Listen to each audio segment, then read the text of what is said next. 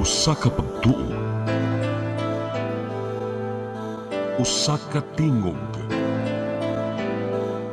usa ka katawhan.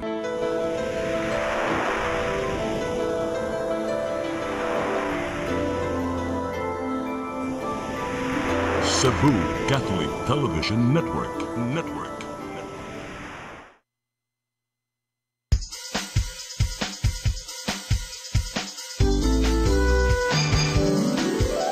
Hello Cebu, maayong buntag.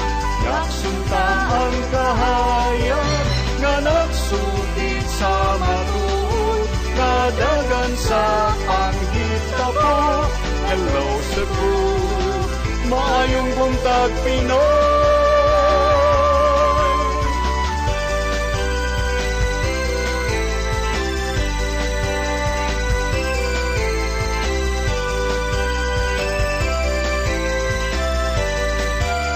Ang katutulungan sa mga katawhan. Hello Cebu, hello Cebu, maayong buntag Pinoy, maayong buntag Pinoy, maayong buntag Pinoy.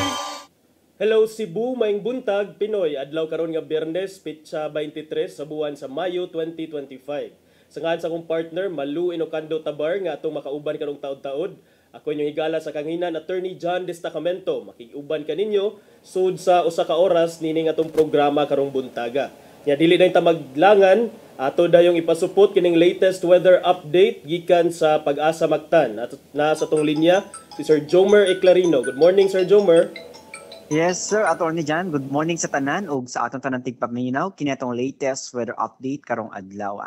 Paday nakaapekto ang intertropical convergence zone sa may lalawigan sa Mindanao ug kining ridge of high pressure area nakaapekto sa pinakatumyang amihanang bahin sa Luzon ug ang easterlies. Init na hangin gikan sa dagat Pasipiko nakaapekto sa bambahin sa atong nasod lakip na ang probinsya sa Cebu. Makasinati kita generally fair weather, init ug igang na panahon, gawas ini ni mga patak-patak na mga pagulan o kini mga localized thunderstorms. Padayon ta mag-monitor sa itong mag-i-issue ng mga thunderstorm o rainfall advisories. Hining ito na sa kasarangan na hangin masinati sa Visayas ug ang kadagatan malinawan nga ito na sa kasarangan ng pagbalod. Temperatura sa Cebu 27 to 33 degrees Celsius. Natay forecast maximum heat index karong adlaw. Sa Cebu maabot sa 38 to 39 degrees Celsius ug under kini sa extreme caution na category. Haring adlaw mosalop alas 6 karong hapon, ang dagat mohunas alas 12 karong hapon, mutaob sa alas 8:13 sa gabi. Philippine Standard Time alas 8:06 sa buntag gikan diri sa Mactan, Pag-asa Visayas, DOST Jomer Eclarino. Daghang salamat Sir Jomer Eclarino gikan sa Pag-asa Mactan. Nya good morning ninyong tanan diha sa inyohang buhatan.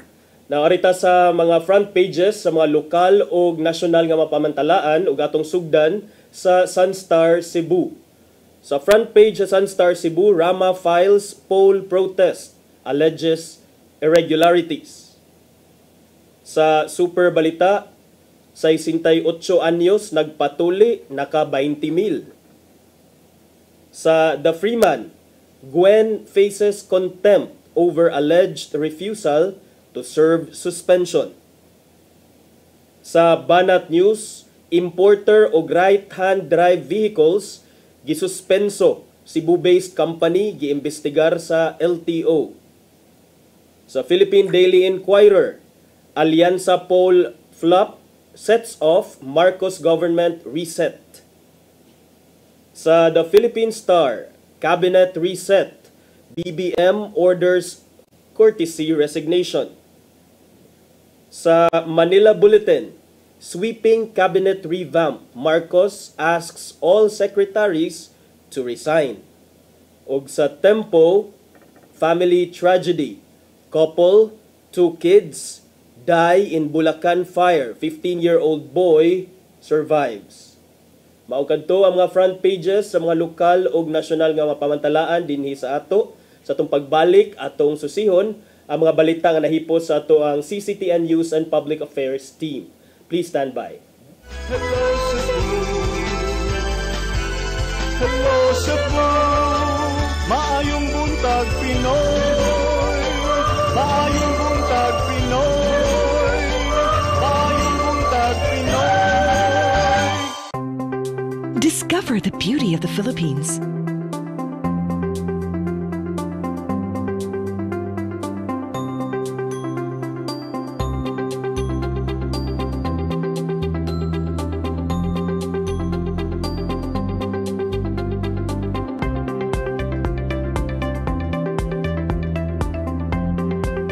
With Philippine Airlines, the country's flag carrier.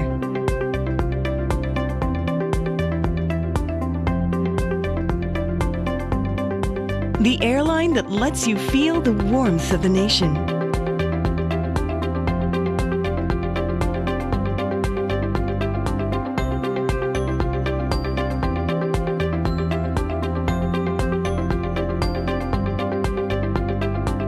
Mabuhay!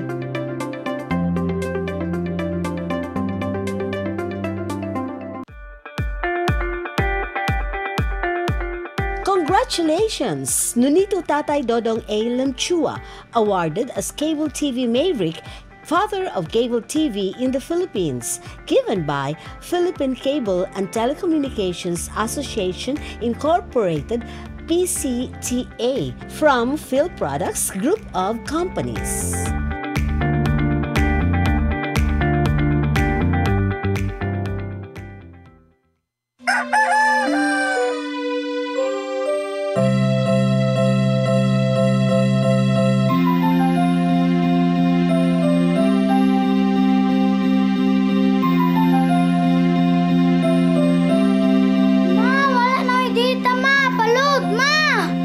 Sorry ma'am, na-late ko. Nangita pa mong ko para internet sa kong anak ma'am. Ay, wala na yung problema. Pag Sinisibu! Sinisibu, Sinisibu, for your internet connection and for the signal of your cable TV. so fast and straight, the transmission to your home. Sinisibu! Sinisibu, Sinisibu, Offers you to have fiber optics for your viewing experience, perfect and clear so fast. so great and affordable for you to enjoy. Sinisibu Television Network Incorporated offers fiber to the home broadband internet bundled with fiber to the home cable TV connection. Sinisibu Television Network Incorporated, with its operation in Metro Cebu and the whole province of Cebu soon. And affordable for you to enjoy. Sinisibu! Hello Cebu,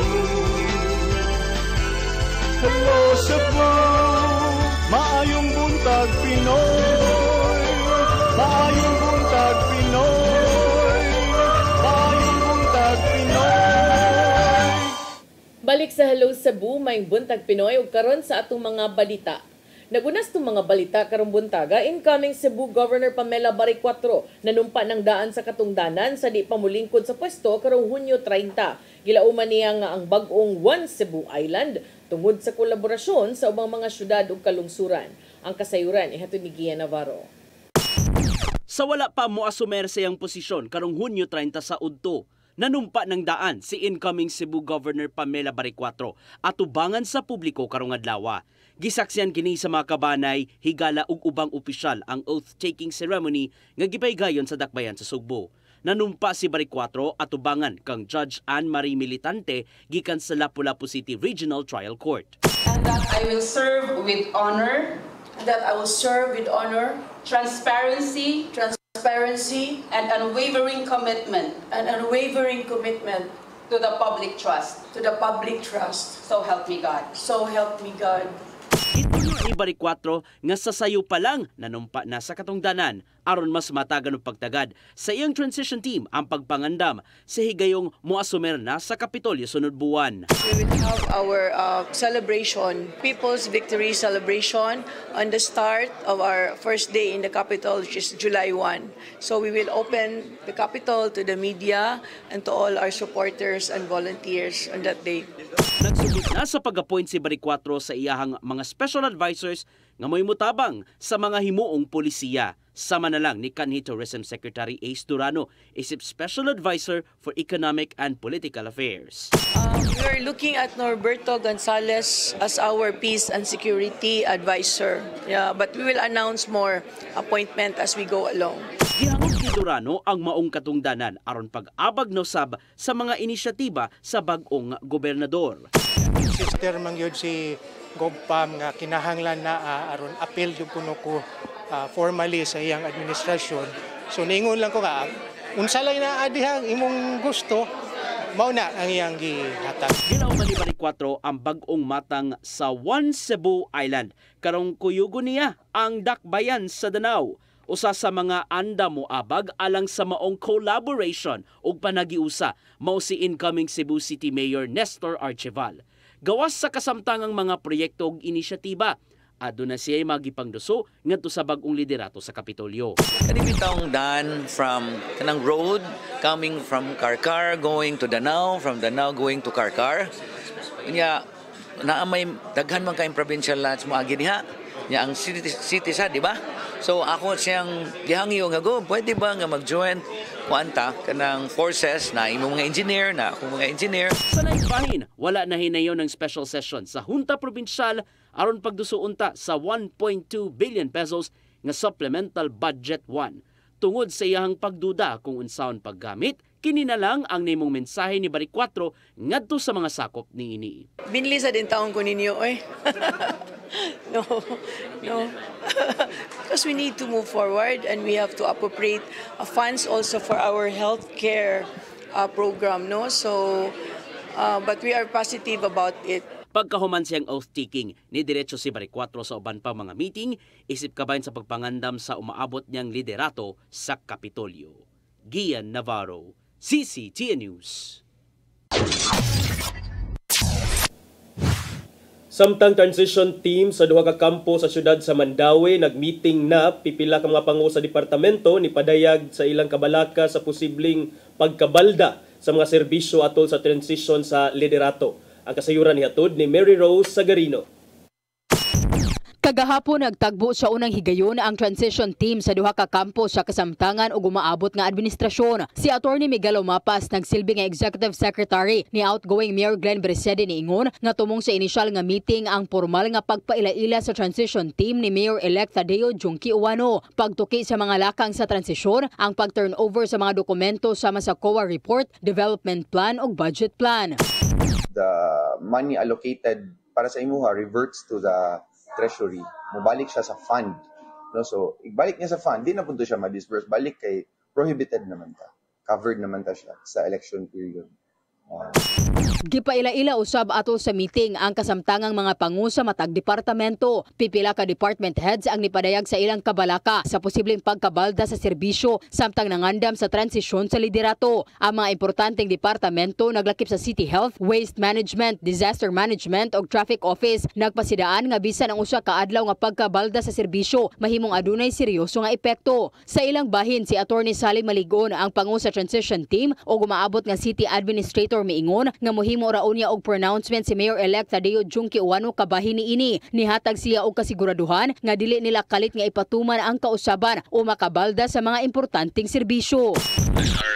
Frontline services nga di sa makauyon nga ma-disrupt gyud ang ilang functions and services. So i-consider na nadaan mismo sa atong mayor and elect. We will consider that in the implementation sa atong transition plan. Aduna pa gikatakdang mga sumusunod nga meeting ang duha ka transition team.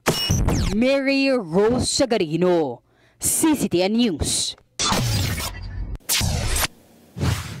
Sa Laing-Bahin, Department of Education, Cebu Province Division ang andam alang sa pagbukas sa klase sunod buwan. Wa usab gikabalakan sa maong buhatan ang daghang dropouts tungod kay di pa kini matud pa, alarming. Ang kasayuran ihatod ni Gian Navarro. Nagpadayon ng pagpangandam sa Department of Education, Cebu Province Division alang na sa pagbukas sa school year 2025-2026 sunod buwan. Sumapay sa ilang schools district superintendent nga si Dr. Senen Pauline nga subsob na ang training nga nasinati karon sa mga magtutudlo. Sama na lang sa pagpatuman sa National Learning Camp ug Learners Recovery Program. Kini aron maabagan ang mga magtutudlo ngadto sa ilang mga estudyante kung unsaon pag-apas og kat-on sa managlahing learning areas. Apil sa mga training nga gipahimoslan sa ubang mga magtutudlo ang matatag curriculum diin ipatuman kini sa ubang grade levels. It's a step-by-step implementation of the enhanced, we call it the enhanced K-12 curriculum. Laing gipangandaman sa ahensya mao ang Brigada Eskwela nga may tinuig nga tradisyon sa dili pabuksan sa mga estudyante ang matag classrooms. Kini aron mapangandaman ang mga lawak sa ringan nga magamit sa mga estudyante ilabi na nga nagpadayon karon ang enrollment. Sa laing bahin, gitataw ni Pauline nga dili ang Cebu Province Division mo'y nakatala og labing daghang mga nangundang nga estudyante kon dropouts. Gikan sa 650,000 ka mga estudyante sa DepEd Cebu Province Division, anaara sa 1.12% ang dropout rate. Dili pa hinuon kini alarming alang ni Pauline kay wala man nilapas sa 2% mark.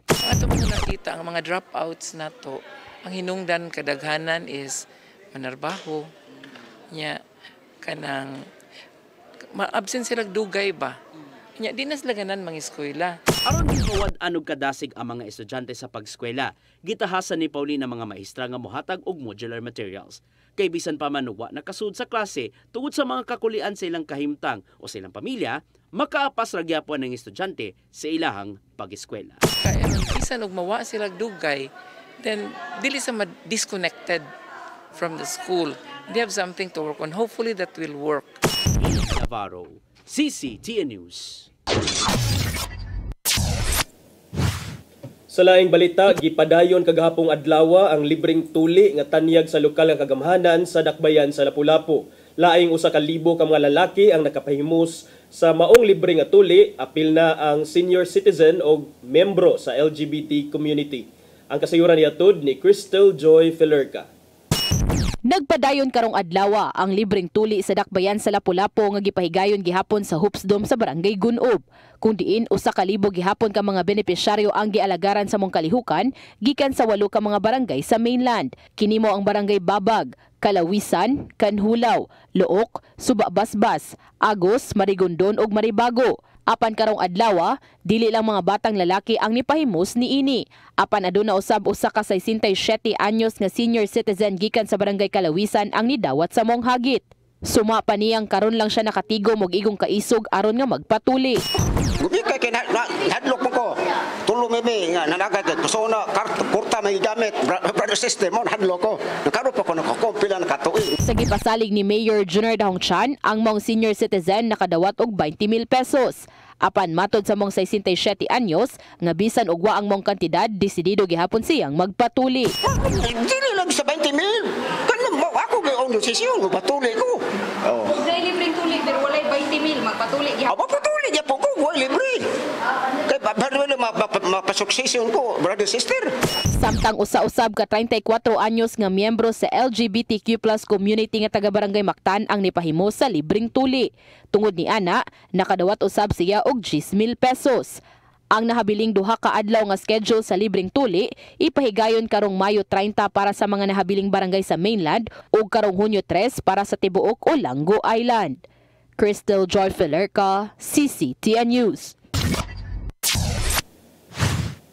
Sa atong katapusang balita, 5 ka barangay sa Dakbayan sa Sugbo gideklarar nga drug cleared human sa subsub nga validation o deliberasyon sa Philippine Drug Enforcement Agency kun PDEA 7 ug mga ahensya sa gobyerno. Cebu City outgoing Mayor Raymond Alvin Garcia nga misaksi sa deliberasyon nalipay sa resulta. Ang kasayuran ihatod ni Arnold Bustamante.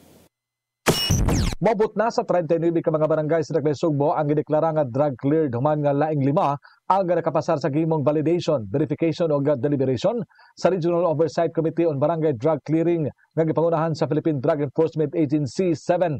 Ang 5 ka mga barangay nga gideklara nga drug cleared mao ang Pahinas San Nicolas, Tiparilla, Poblacion Pardo, Bunbun ug Bulacau, Mato ni Jonathan Rodriguez, ang Pangulo sa Cebu City Office for Substance Abuse Prevention kun COSAP, nga may paubos sa lisod nga proseso ang mga 5 ka mga barangay tungod sa kadaghan sa mga requirement nga gipangayo sa ROCBDC nga angayan nga isubmiter. Usa sa mga requisitos nga mamahimong drug cleared ang usa ka barangay mao nga kinahanglan nga ang tanang drug personality nga naa sa watch list na account og napaubos sa community-based drug rehabilitation program ug human ani ipaubos na usab sila sa aftercare program. Din ang 5 ka mga barangay ang nakahimo nini. Actually, it's not that easy for a barangay to be declared drug clear kay daghang proseso. Numero 1, nga kinahanglan ang tanang naa sa watch list nila mo undergo sa atong program ang gitawag nato community-based drug rehab program. And then after that, they have to undergo the aftercare program. And then daghan kay mga documentary requirements no nga i-submit nato sa Regional Oversight Committee, and then eventually naka-comply sila. Sa sunod buwan, laing 6 ka mga barangay ang kandidato nga mamahimong drug cleared nga mapaubos sa validation ug deliberasyon nga gitunguan nga makapasar usab sigon ni Rodriguez. Dunay usa ka barangay nga wala ma-appeal o gidefer lang una ang application human masayran nga ang usa ka drug personality nga mibalhin na sa laing lugar apan naapa ang iyang balay niini. Si Cebu City outgoing Mayor Raymond Alvin Garcia nga nitambong sa deliberasyon ug pagkadeklara nga mahimong drug cleared ang 5 ka mga barangay nalipay sa resulta tungod kay iyang giangkon nga lisod kaayo ang pagkabot nini. Ilabi na nga ang Dakbayan usa ka highly urbanized city. Din problema gyud ang illegal nga drugas. Apan bisan pa man ini, naka-drug clear na sila og 39 ka mga barangay ug masaligon siya nga mapun-an pa kini sa mosunod nga buwan. Nagpasabot lang kini matod sa mayor nga naming kamot ang mga tinugyanan sa balaod ug ang mga barangay officials nga malimpyuhan sa illegal nga drugas ang ilang lugar. So I'm very grateful and thankful na nahitabo ni sa atong syudad sa Sugbo. It just shows nga naningkamot atong law enforcement agencies, most especially the barangays, nga ma-declare sila og drug-free. And you know, as I always say, this is a good indicator no for businesses, for atong mga residents nga mulambo ang atong syudad sa Sugbo kay tungod minus ang kriminalidad, minus ang drugas sa maong locality. Si Mayor Raymond Alvin Garcia, may pasabot usab si Rodriguez nga ang pagkadeklara sa kabarangay nga drug cleared, wala kini magpasabot nga nawagtang na ang pagkatap sa illegal nga drugas apan mamahimo nga mapunga na nga makasulod pagbalik ang supply sa mga barangay. Matag buwan mo report ang barangay ngadto sa PDEA 7 o sa COSAP kung mibalik ba sila nga naandan nga bisyo ang mga drug personality o kahadon ay bagong isulod nga drug player. Apan kung magpabaya ang mga barangay official sa ilang status o kung adunay bagong misulod nga drug personality o mibalik ang mga naa sa watchlist sa pagpahihot sa legal nga drugas, mawagtang sa drug cleared ang ilang status. As a matter of fact, ang kani mga drug cleared barangays, wala na nagpasabot nga hunong na sila. There is a retention, gitawag nato kinahanglan ma-retain nila ang ilang drug cleared status para dili ma-revoke ang ilahang pagka-drug cleared. Arnold Bustamante, CCTN. Mao gatong mga balita nga nahipos ng kaubanan sa CCTN News and Public Affairs Team. Yung katong nakita kagapon sa mga balita sa Sairi 47. Anya, di lang nato ang angon nato ni. Dili lang sa nato ang murag ubay-ubay ra ba imong hisgutanan nga giandam karong buntaga. Ubay-ubay kay daghan man sad ang gusto mo resign. Yes, ubay-ubay sad ang gusto mo resign. Uy, giingnan man sad. Diba? Giingnan man. Diba? So, ato na ang hisgutan sa among pagbalik human sa pipila ka pahinumdum. Please stand by. Hello Cebu. Hello Cebu. Maayong buntag Pinoy. Maayong buntag Pinoy. Maayong buntag Pinoy. Discover the beauty of the Philippines.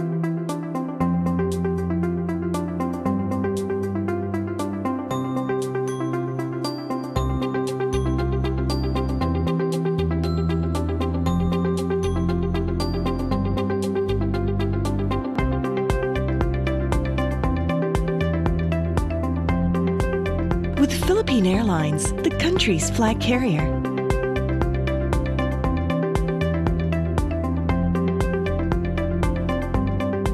The airline that lets you feel the warmth of the nation.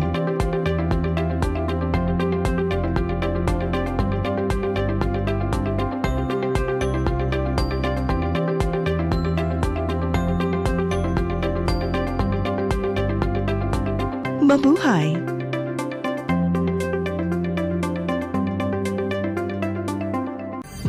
Ito ang programa kung saan magko-collaborate ang ating mga ozone na doctors para ibahagi ang kanilang kaalamang medikal. I believe with all my heart that the Lord is allowing us to understand that He's the one who are extending this life and we have to really take care of our body. Yes. Matag episode, among ipaambit ninyo ang mga healing testimonies. Every day, pag gising mo, iisip ko kung ilang taon na lang yung nakatagal ko, yung ganun. This is your path to a new start. OzoneMed Wellness Clinic New Start. Mapapanood every Saturday, 8 to 9 a.m. Og ang replay airing matag Miyerkules, 1:00 hangtod 2:00 sa hapon. Dinhilang sa CCTN Channel 47.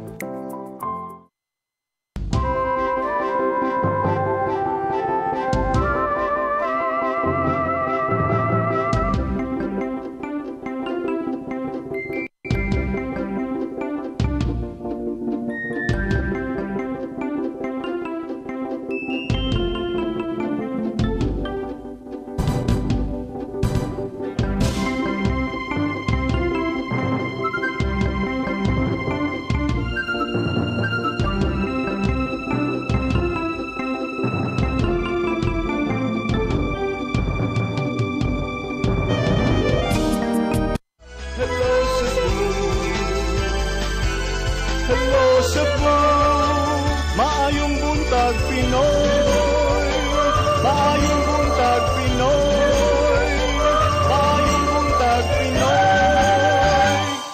Balik sa Hello Cebu, maayong buntag Pinoy. So, partner, he asked for it. Yeah, he got it. Of course, he will get it. Baga na sad kay tagnaong ana og dili sad ta magpagahi-gahi ta dira uy. So, kagahapon, ingon man si President Bongbong Marcos sa iyang mga kabinete, membro sa iyang kabinete nga kamong wala sa kuha, pang-resign mo para makita nato kinsapay akong tao. Nya, as the day progress kagahapon, murag, I think, virtually almost all sa iyang members of his cabinet tendered their resignation letters or expressed their intention to resign. So, mo ka na kagahapon, partner, da ubay-ubay ni dire as of 6 p.m. kagahapon, ang listahan taas na kaayo, doon na 20 kapin, but for sure ang kini nga number still increasing kay basing nga pressure na sa dang uban. Pero basta kay gahapon na katong atong earlier discussion when it was kanang when we first saw it as breaking news. Later in the day, niingon ko no kani kuno mga panawagan sa presidente for resignations will weed out the lazy and the corrupt. So, naadi ay, nga anong wala man na nato gidretso og taktak og naaman day na takulan din ha og mga kurakot din ha. Anong pa-resignon pa man tanan. Weed out the lazy and the corrupt kinsay nag-ingon ana kay ingon ra ba si President Bongbong Marcos pod nga naasad toy murag reference to the midterm election results. Nga murag time pada kining kuan naman murag kining base sa resulta sa midterm elections, murag something is wrong during the pita. In fact, ang mga headlines sa ato ang pamantalaan sa mga nasyonal, reset after midterm election flop. Mo'y giingon sa kuan sa Philippine Daily Inquirer nga Alyansa Poll flop sets off Marcos government reset, which the president himself even described it as a bold reset nga move. Kay matod palagi niya tan-aw niya nga kinsa pay tawo nga nahabilin sa iya nga willing to stay with him, pero usa sa mga nikuan partner ni tender sa ilahang courtesy resignation kagahapon kaning si Buana nato nga anak ni Governor Gwen, ang secretary sa Department of Tourism nga si Ma'am Cristina Garcia Frasco. Yes. Kagahapon partner, sa usa ka post diha sa iyang official Facebook page, miingon si Secretary Frasco nga I have tendered my courtesy resignation as Tourism Secretary as I serve at the pleasure of the President, and I have always supported his administration's call to put the people first. In pursuit of the President's vision, we have sought to transform tourism to be more than just travel, but a unifying force for good, creating jobs, honoring our culture, and helping communities thrive. Under the President's leadership, The tourism sector kuno, matod pa ni Garcia, has significantly contributed to the national economy and provided employment to millions of Filipinos. Now, as I await the President's decision, I shall continue to support his vision of improving the lives of those who depend on tourism for their livelihood. Pero kani partner ba? Were they, kanong kung ikaw, bisan pag ingnon siguro ko partner, kung ikaw tao jud ka ni Marcos, kanong mo resign man ka? Huh? Because you out of respect, delikadesa. Out of respect or delikadesa. Oh, kaya magyawag ang tanan. If it were okay. just meant for someone else, then it wouldn't be a blanket call for resignation. Okay. And then you also mentioned kagahapon nga kaning mga inani is something usual, especially after midterm elections going into the second half of the term It's of not the president. usual. It's not actually usual? unusual kay midterm man. Oh, okay. And usual pa kay dagham 3 years pa man no. Kining nangayo siya courtesy resignation. Then the question now partner Usually is happens at the start of the term kung nakay gi-inherit din ng mga tao. Okay, Not in yes. the middle of the term, which Correct. was why I said yesterday na this is unusual kay dili na pirme mahitabo nga ingon ana. Most of the time, you reward by people who have helped you with retaining their services. Yes. And so karon nga murag more than half if not all of his cabinet members are have virtually tendered their courtesy resignations. So what will happen now? Naabas siya yung mga they dismissed impressions that the government kuno may become unstable tungod sa courtesy resignations. Man ilang giingon kagahapon kay si Presidential Communications Undersecretary Claire Castro niingon man nga this is just a way of weeding out underperforming officials who may no longer be aligned with the administration's current priorities. But to me, why don't you have the balls to pick out the non-performers and spare those who are doing a good job? Kana, kay he also has that he can also do that actually nga diretso on. They serve at the pleasure of the president. So unsa man imong gikahadlukan? Karon other question, attorney, will Governor Gwen Garcia's loss in Cebu affect the reinstatement or will it possibly affect the status of her daughter as tourism secretary? Pero ako partner, kung ako ni tender na ko sa resignation, what will stop me sad from nangayo na ko sa resignation and granting nga ingon man ka nga usahay nga ni-resign ra ko, ni-tender ko sa resignation out of delicadeza kay nauwaw lang ko kay kuan, but in the end kini mga resignation will be up to the approval. Dili na kay nauwaw ka, ni-tender ka kay gipangayo man ang resignation sa tanan.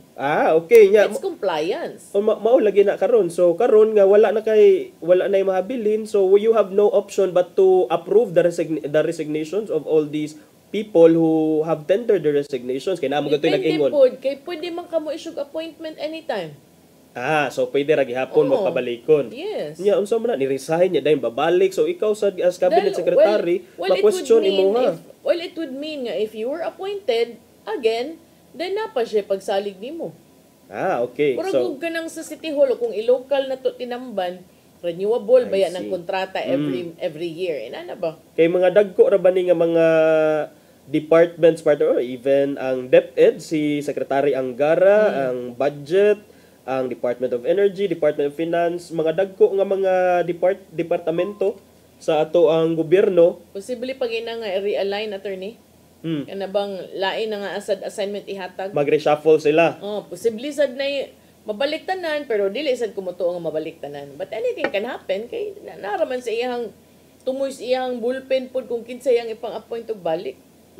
Sige, so tanaw na to. Pero kani gyud di gyud para nako kuan gyud ni kanang si di ba giguna nangguna gi-segregate ang mga malata ug di malata according to the linyada ug kolor sa imuhang mga kuan. Okay, for sure ang admin sad kani si President Bongbong Marcos ug iyang mga advisors kay baw na sad ni sila kinsa ang mga tawhana ang murag medyo tagilid ta diri dapita. So kanang sa laktod nga pagkasulti ko din lang gud ta mag-char-char mao na politika.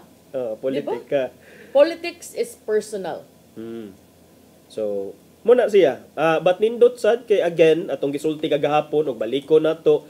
You cannot kung ako say presidente gusto ko makig-work gusto ko nga akong tao is someone nga I can trust. I can give my my trust to niya kaning maka-expect ko nga pariha mi og kuan, pariha mi og tuyo og tumong niya dili mo backstab sa ako especially at these times nga murag critical kaayo nga murag i-call atong ang mga kaugalingon nga mo stand for asata or sa asatang kampuha. So we'll see. Bag-ura sad biya ni giukay ang palasyo no with the katong OWA scandal. So kana sad that also means something because why would that happen under your nose if kuan, diba? So part sad nas tulubagon katong apil ana kay tong hepe sa uwa kay si Arnel Ignacio, diba? Nabi ito yung mga questionable fund misuse ko no. I don't know kay na may mga ingunaan nga mga reklamo but nailot diha kilid sa naiya nga gipalit sa OWA supposedly ila ko nung tukuran og kaning mga murag siya mini hotel or something nga makastayhan sa mga OFW samtang nagpaabot sila maybe sa ilahang trip abroad or sa pagbalik na sa ilang mga kuan, but it turned out nga questionable kay wala nag-agi sa Board of Trustees 1.4 billion land deal. No. So but Duterte appointee sad ni si Arnel Ignacio. I see. And to kuan pa gyud ana to extend lang the discussion about OWA. Nay bag-o nga OWA administrator ba to or OWA director or OWA secretary, and then isang OWA secretary nga bag-o was one of those who tendered her courtesy resignation. Okay, gipangayoan sila tanan. Sila gyud tanan. So muna si Hans Kakdak among pasabot dili kay sa migrant workers man siya. Katong lain OWA, I think it was babae man sa siguro to.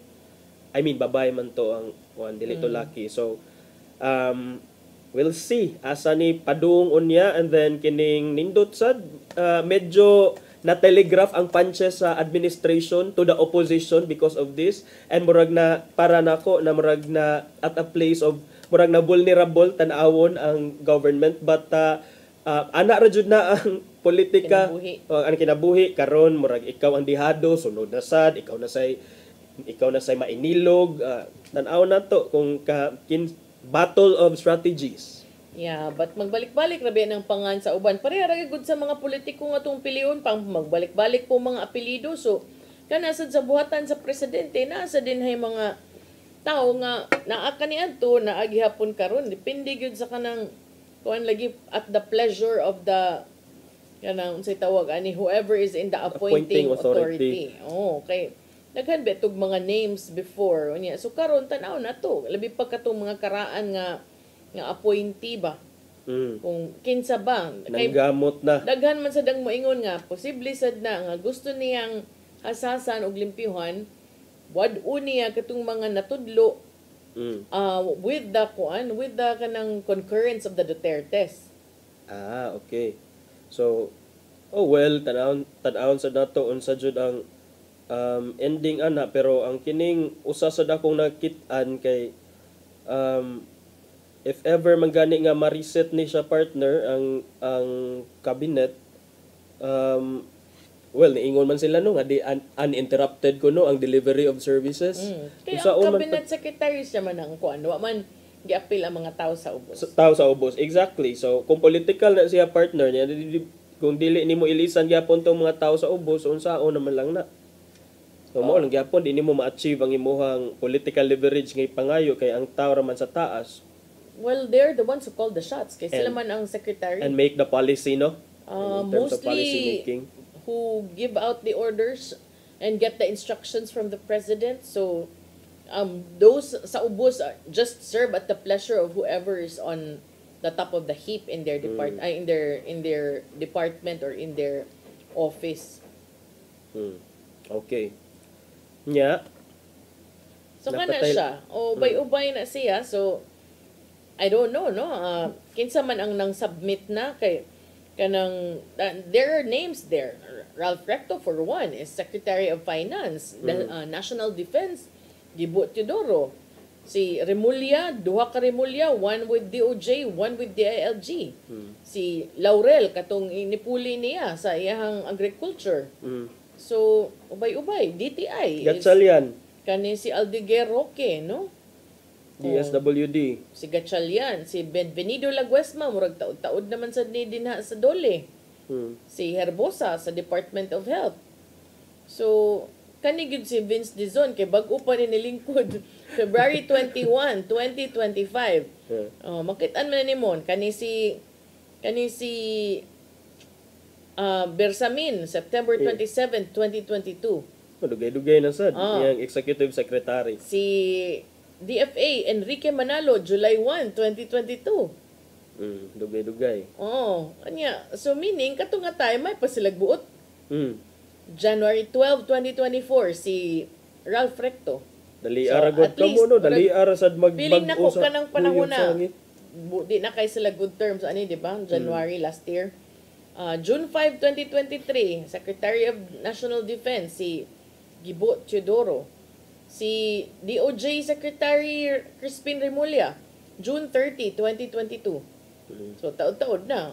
Unit team is still a uni and a team. At that time. DILG Secretary, bag-ora man ni puli man ni siya atong Abalos when he decided to run for senator. Yes, last year na. Kaning Secretary of Agriculture, November 3, 2023. Kaning DTI, last year. Si Dole Secretary, Benvenido Laguesma, June 30, 2022. More or less at that time nga. Unit team pa. Okay pa. DOH Secretary Herbosa 2023. DHSUD kaning bag-o Human Settlements and Urban Development July 29, 2022. So kung tan-aw na to, makitaan gay nato nga katong mga 2022 puro to nya. Retain ang 2025 ang makaingon na siguro this is it pansit. Or unsa may implications, di ba kay kanis dizon bag-o pa man. Secretary of Energy, si Rafael Lutilla, July 11, 2022. Si Angara, bago pa man eh. Bago pa. 2024, last July 19. year na siya. Puli ni Inday Sara. So, unsa man ni siya, kung politika man gay ni, marked safe ni siya. Kaning DENR gyud, Maria Antonia Loizaga, July 12, 2022. DBM, Pangandaman, June 30, 2022. DOST, si Renato Solidum Jr., July 22, 2022. Ang Agrarian Reform, 2022. Christina Garcia Fresco, 2022. Gatchalian, 2023. After pa man siyang Tulfo, di ba? DPWH, 2022 sad.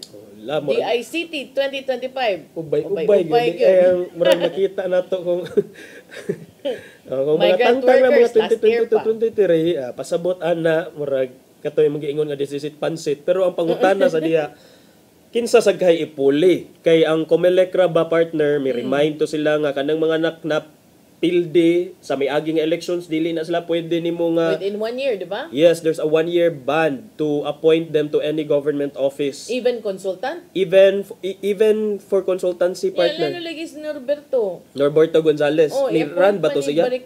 Senator. Okay. But ang akong nahibaw-an kay 1-year ban on appointment for any government office basta napildi ka sa election to prevent ang giingon man nito. But unless 'di ba kanang position if the position you will be appointed to is higher than the position that you are currently occupying. No, dili man to inanaw na dunggan partner. Pero naamang ko ingon nga lagi ang mga kapitan ug mga lansar ug konsyal ikapildi balik man pagkakapitan. Ang mga kapitan. Fair Elections Act. Grabe. Mga kapitan balik dito pagkakapitan. Kung ikaw kung mayor, di ka makabalik pagka mayor. Lines again.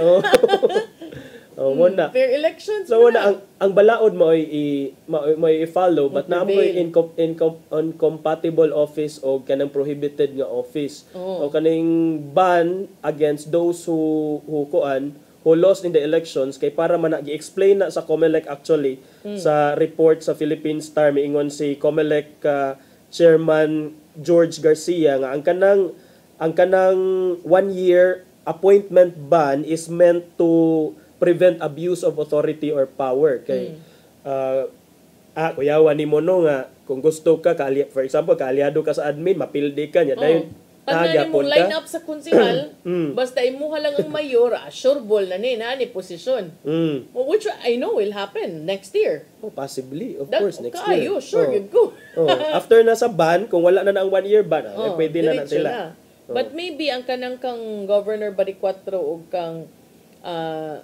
Sir Norberto Gonzales is because dili man higher than ang posisyon, no? Cannot be appointed to any government position and will have to wait for a year. That's according to COMELEC Chairman Garcia.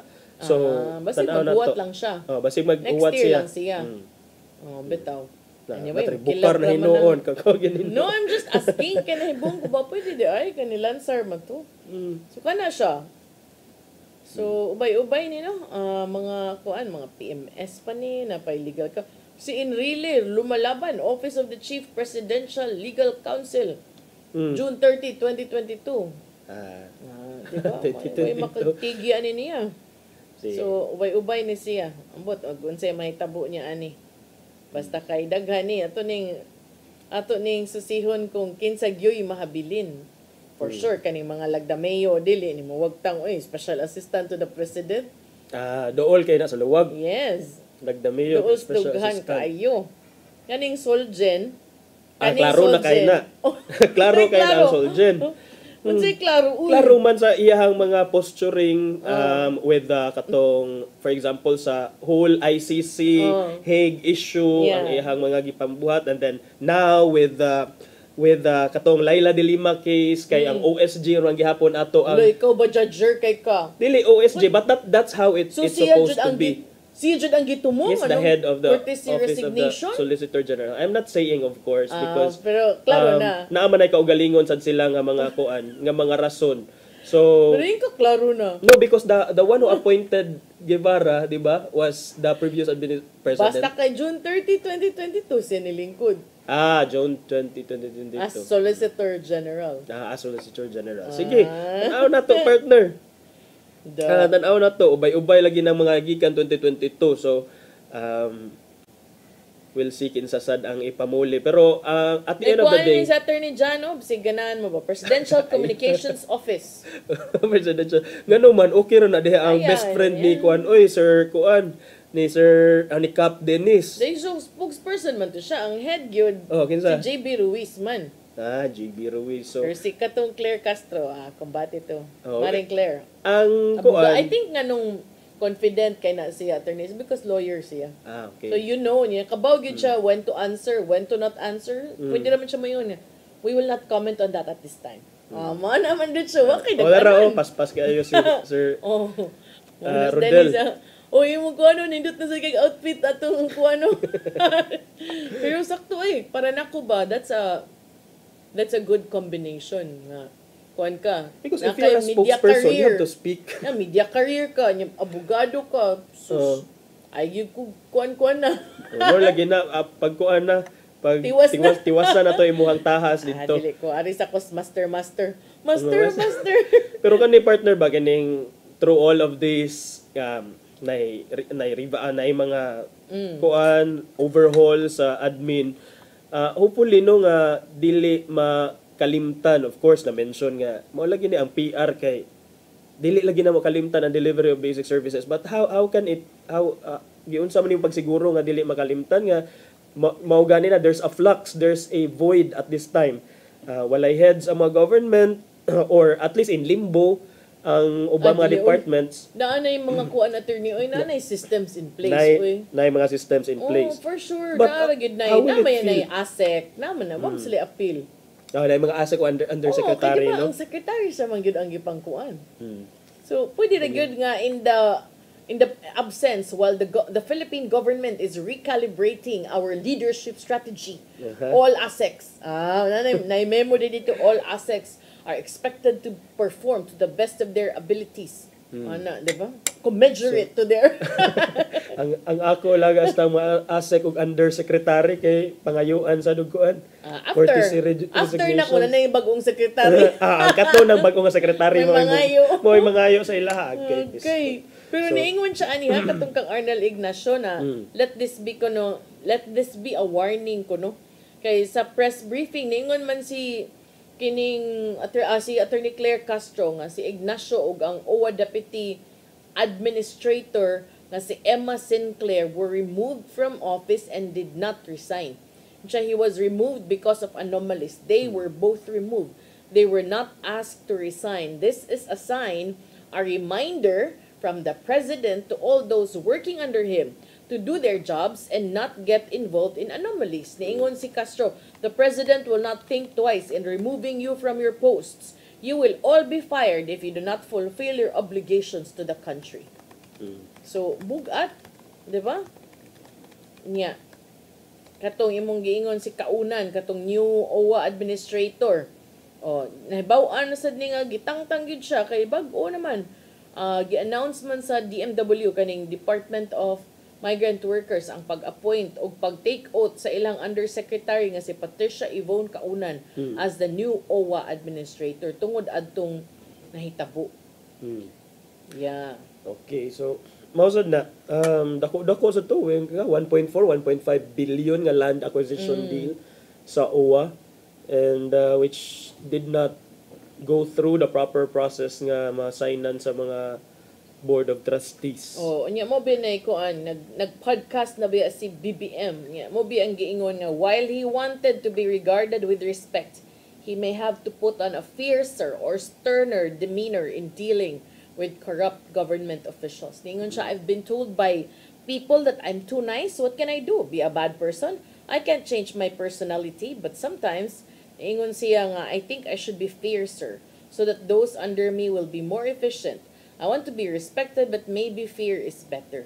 Mo na nga, nahitabo na dainin. Katong nga podcast ni ingon siya, government officials will be undergoing a performance review to check if they're hitting their targets or are involved in corruption. So, axing people might happen. That's my warning to them. If they have shortcomings or they're corrupt or if they committed a grave violation, they would face charges. Yeah, but those things, partner, that's normal. Because you're mura kag manager ana, mura kag administrator sa tibuok nasod, pero what would be the legacy of President Bongbong Marcos's administration, partner? Kana nakita na ba nato na sa first 3 years niya ang direction sa iyahang governance kung unsay gusto niya nga legasiya sa iyahang administrasyon? Because as of now, partner, ako'y makita kayo. Wala kayo nakita? Wala yung kita. Wala rin kita sa 20 pesos ng bugas. 20 pesos ng bugas. Kanus ang mga nagsugod, and then that's even a promise nga murag na dilatar na gamay. So dili tanan happy ana because of that. Samot na itong kontra niya. Huwag ito na happy. Samot na ang kontra. Nga di ma-happy, dili gani kuno mo palit og bugas. Sige, bala mo dira. Dili ko na palit og bugas. In terms sa West Philippine Sea, although ang iyang kuan ana, iyang stand ana is dili yun nato i-give up ang sovereignty, but we keep on forceful. Dili sad forceful, and we keep on seeing these reports nga mga bullying sa Chinese Navy diha sa West Philippine Sea mismo. Wala kaayoy kuan concrete action. You are expecting concrete action. So and then sa uban nga areas asa pa man. So muna nga I think the next 3 years will be determinative sa kung asa gyud niya gusto dadon ang ato ang nasod, and unsa nga kind of legacy ang iyang gusto gusto niya nga legacy for his ibilin kana. Sige lang kay hapit naman ang kuan kanang SONA. Mabaw na tanan, madunggan na o kana bitaw no July. Sige pabuto na to SONA. Naglingkod sa mga bag-ong napili nga mga kongresistag senador. Mag-SONA man gyud na. Mailhan na nato. Ato nang madunggan. Daghan bag mupakpak o daghan bag hilom. Ana gyud na mamakpak o lans kadis lang mamakpak man ihap-ihap. Okay. Diba? Wala tayo oras just like that. Pa nato. Just like that. Ato na ipadangat ang giandam ni Tatay Dodong ani putong kinabuhi.